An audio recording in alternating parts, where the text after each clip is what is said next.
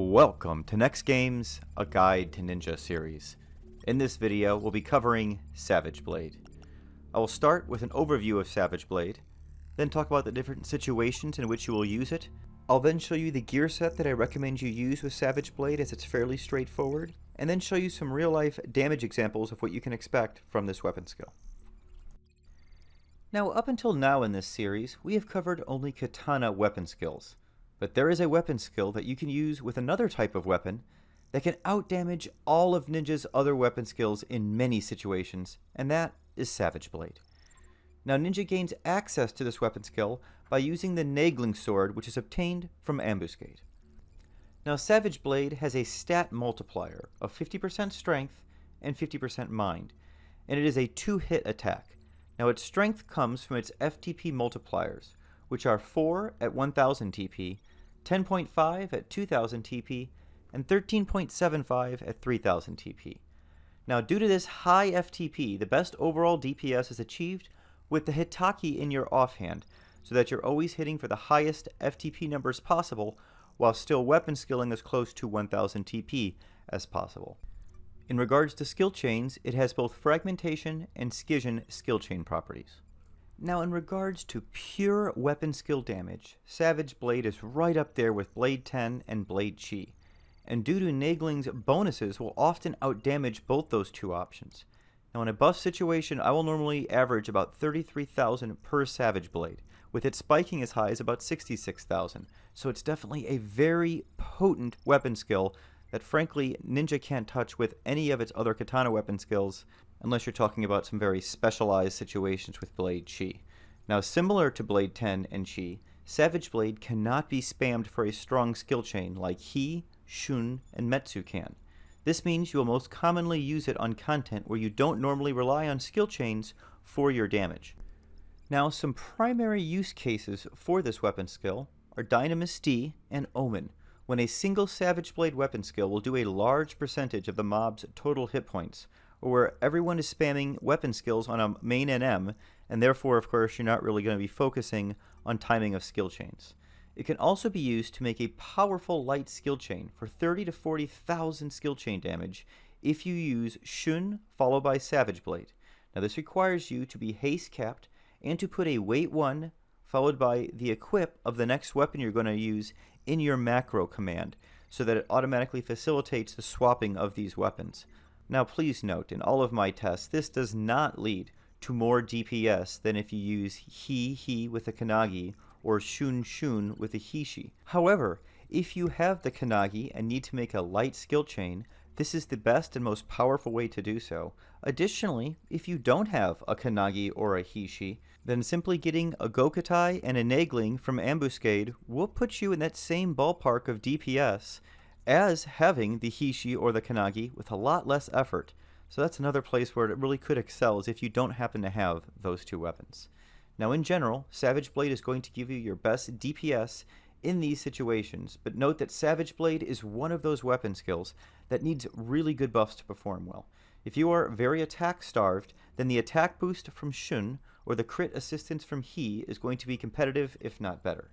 This is more true with Savage Blade and the Nagling than with any other weapon skill, as you will get roughly a 1% attack boost to your weapon skills for each buff that you have on you.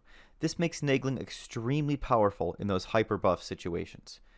Note that you will be using a sword in your main hand and a level 99 katana in your offhand to achieve the best DPS, so you will need to be sure that accuracy is not an issue, as you will not have near as much as you normally do.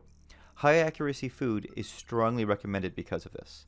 Also note that this works on any job that can use the Nagling, so if you have Warrior, Red Mage, Thief, Paladin, Dark Knight, Beastmaster, Bard, Ranger, Dragoon, Blue Mage, Corsair, Rune Fencer, and of course Ninja, then you should be taking advantage of this weapon skill as well, and the gear set that you use should look very similar to the one that I'm about to present here. Okay, let's go ahead and take a look at this gear set for Savage Blade. For your main hand weapon, there really is no option, as you must use the Nagling in order to get access to Savage Blade. So your main hand weapon will be Nagling.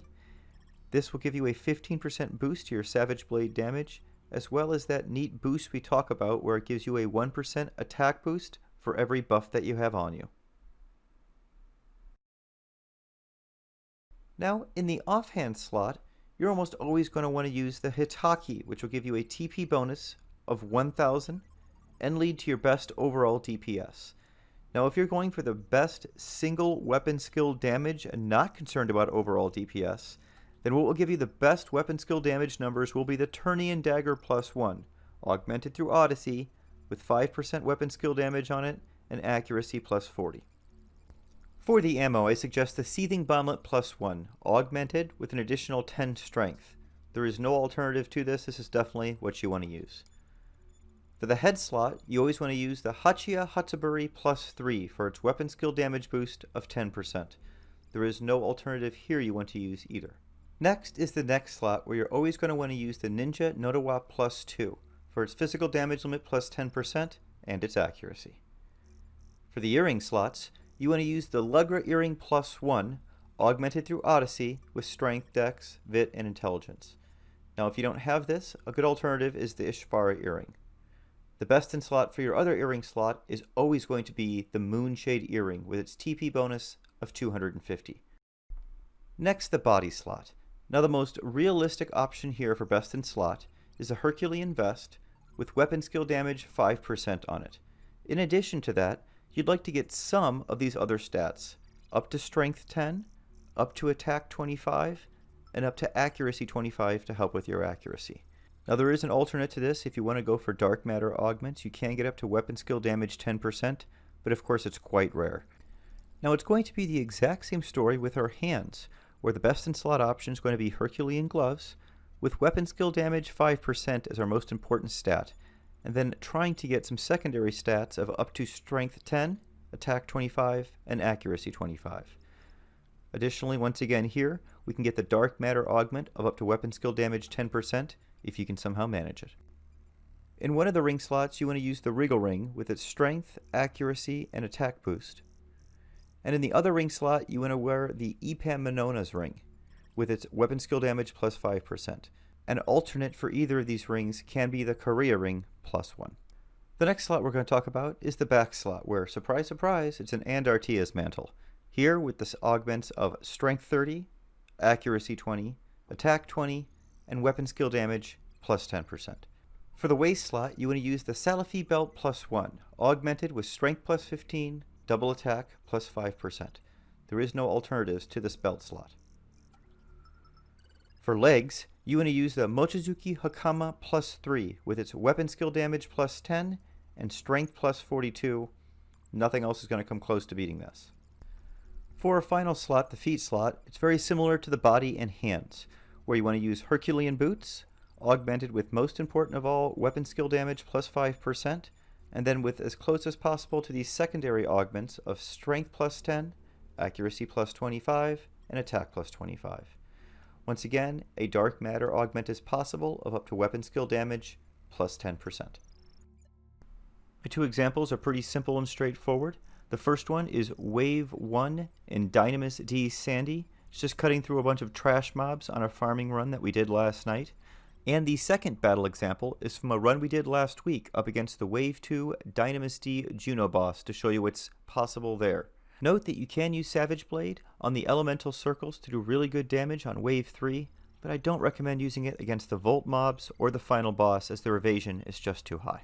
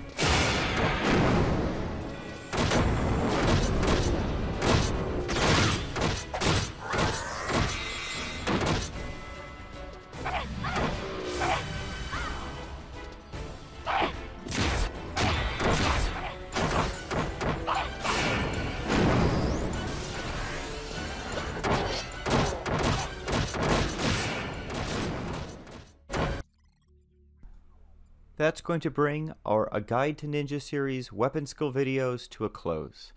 In this series, we've covered Shun, Hi, Metsu, Kamu, Ku, Ten, Chi, Tu, Teki, and now Savage Blade. That will bring all of our weapon skill gear sets to conclusion. I have 6 gear sets left to cover, including Accuracy, Magic Accuracy, Evasion, Magic Defense, Magic Evasion, and Max Hit Points. I'm looking to finish this series by year's end so we can move on to some new jobs in 2021. Thanks so much for watching, everyone. Stay safe and stay healthy.